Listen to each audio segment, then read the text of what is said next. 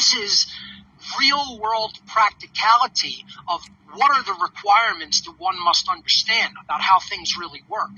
And then, how are you going to change people's thought so that they change their behavior and stop doing the harmful things that they're doing? How many people's behavior is changing? How many people are quitting their jobs and saying, screw that job, I'm doing harm as a result of doing it, I'm not going to continue to follow those orders? Or how many people are just gladly plunging another needle in someone's arm, injecting poison into them?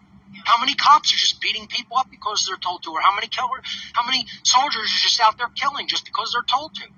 How many people are poisoning people with pharmaceuticals just because they're making a paycheck doing it? It's on and on and on, the immoral behavior. The immoral behavior is so colossal, it's not a question of who's doing it, it's a question of who has refused to do it. Yeah. The majority of human beings take a paycheck to do immoral behaviors, and that's what has to change. And people don't understand that that's what has to change. They're not even talking about this. Hardly anyone ever discusses the dynamic of, you need to tell people that they're a bad person for continuing to do the behaviors that initiate harm to other sentient beings.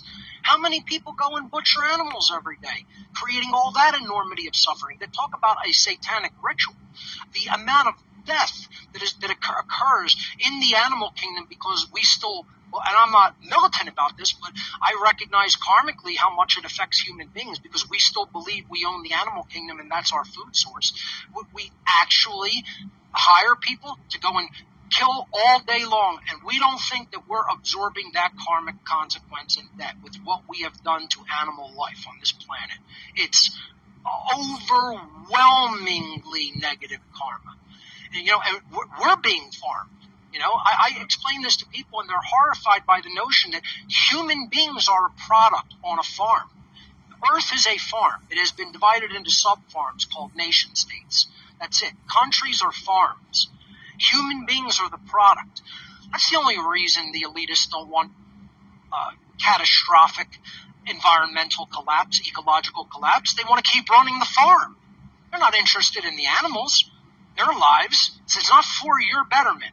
It's for the betterment of the farm, so that the farm can keep operationally running and creating a profit and controlling the livestock on it.